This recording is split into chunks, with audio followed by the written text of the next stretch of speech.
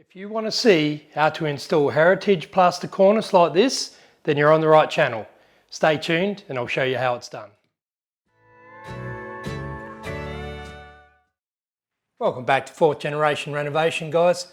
So as I said, we're going to put some heritage plaster up today. So we're going to continue work on the pantry, and obviously that's where the cornice is going to go today. So we need a mitre jig that's big enough for the cornice. This one's oversized, but we can use the smallest cornice in there, okay? So we're going to need a drill and some long screws that were long enough to go up into the ceiling joists. And we're going to need 2 mixing pots for the cornice adhesive, one for water, one for the plaster, a spatula of some sort. I prefer a small one, but a bigger one you can spread the cornice cement on quicker. A tape measure, obviously, and a handsaw, and a marking instrument of some sort. So I'll get in and show you how this mitre jig works, and we'll start cutting the cornice and putting it in.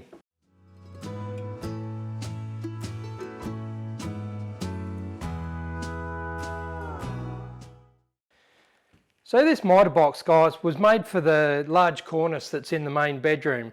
So this cornice, as I've mentioned, because it's for a pantry, is a lot smaller, but all I did was screw the block in there so that it doesn't roll around, and I can still cut the mitres fine through here. So you need a saw long enough that's going to be able to cut through there without bending. This one here, it's not the best because it's a bit bendy, but it'll do the job. So I've already cut one of those mitres, and with the very first mitre that you do, you want to cut it in the corner of the room that's going to be most visible. So I've cut this one in the ideal spot, and I've measured out to where I need to cut it down there. So we'll go down there and we'll cut that end, and then we'll test fit the cornice. As you can see, guys, I'm working in my kitchen again.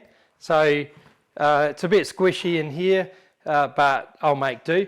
So I've got my mark there. Now I've marked that just a few mil smaller, actually 3 mil smaller than the overall length, because if it's tight, you're going to have all the trouble in the world. If it's a bit smaller, you can fill it up with cornice adhesive.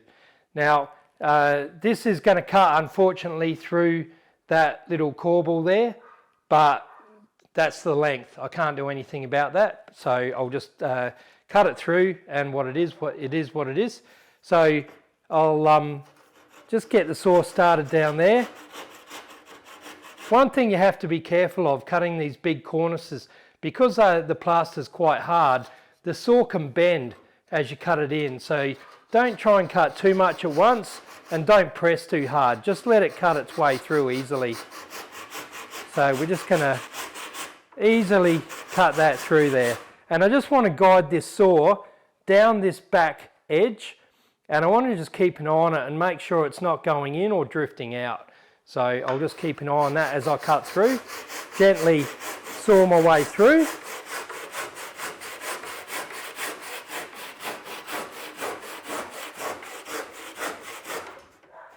Oh, another thing I should mention, I put that screw in there, 1 to hold it in place, and 2 to stop it from rolling out as I cut through it.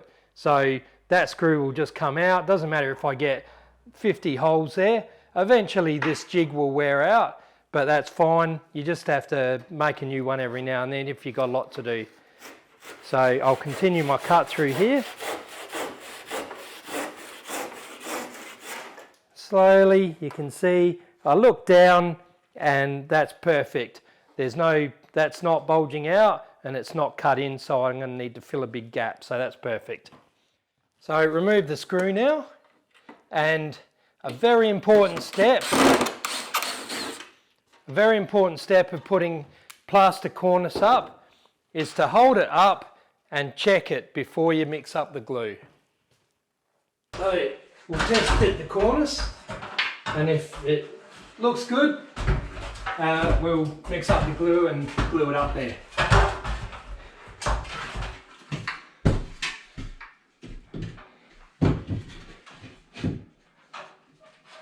All right, that is perfect.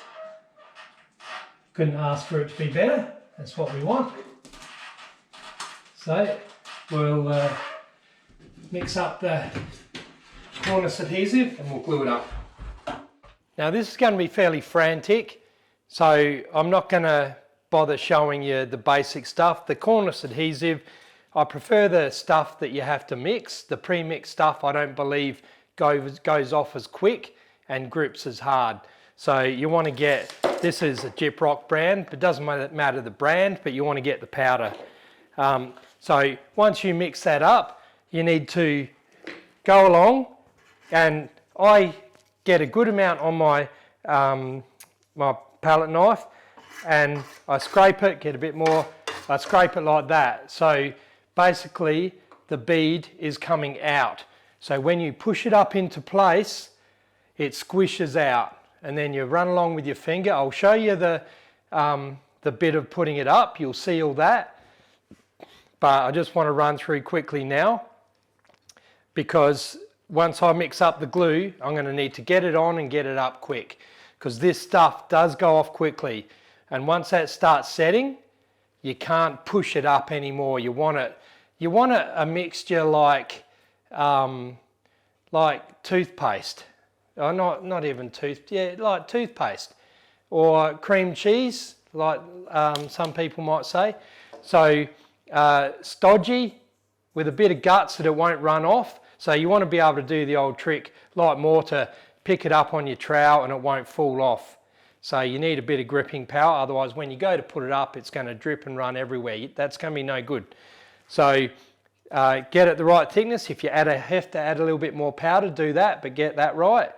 And then spread it all on and put it up there, and have your bowl and everything. You need all your tools up there ready to go for cleanup, because you don't want to be letting go of your cornice before you've gone around and wipe the excess, because when you wipe that excess, that's when you get your suction and the thing will stay up there by itself. But I'm going to put a couple of screws in to up into the ceiling, and it doesn't have to hit a joist. All it needs to do is go into the plaster board to stop it falling away, and that'll give you a little bit less stress as you're doing it. So a few tips there, but you'll learn your own little tips as you go, because that's how I've learned it. Until you do it yourself, you will not know what you're going to be in for.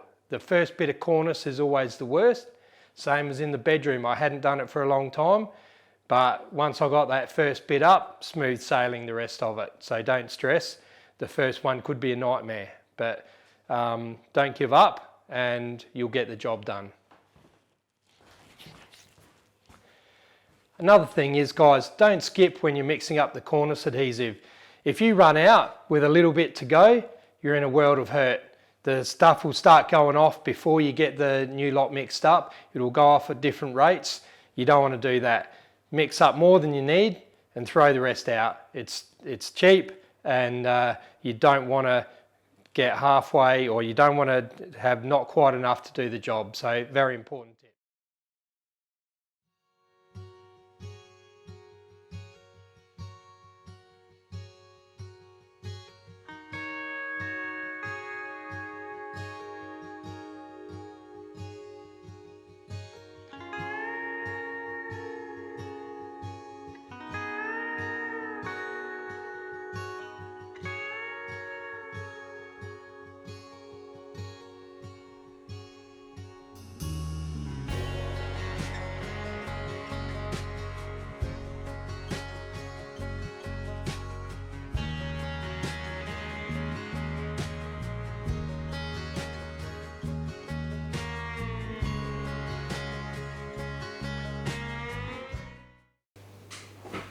Alright, so I'm cutting my next bit of cornice now.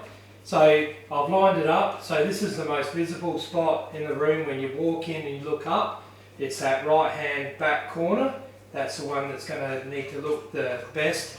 So I've lined that up exactly where it needs to be. And I'll cut that, then I'll cut it to length and we'll put it up.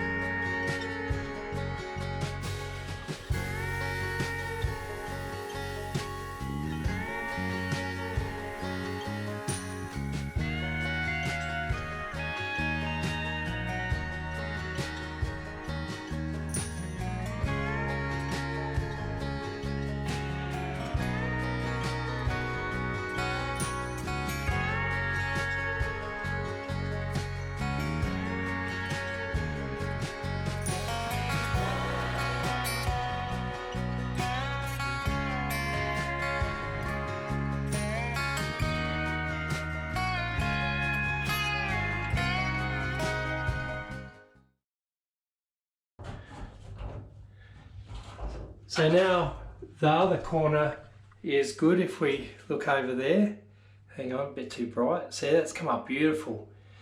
That one we don't need to worry about.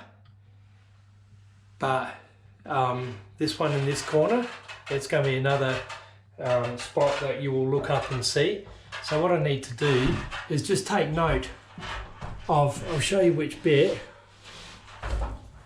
This bit right here, right on the mitre, it lines up with that line that comes down.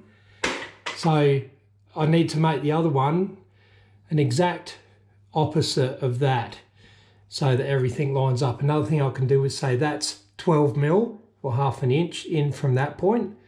That's probably easier. There will be a hole in here, but that won't matter. You'll be able to see up in there. I'll be able to clean that out with my hand.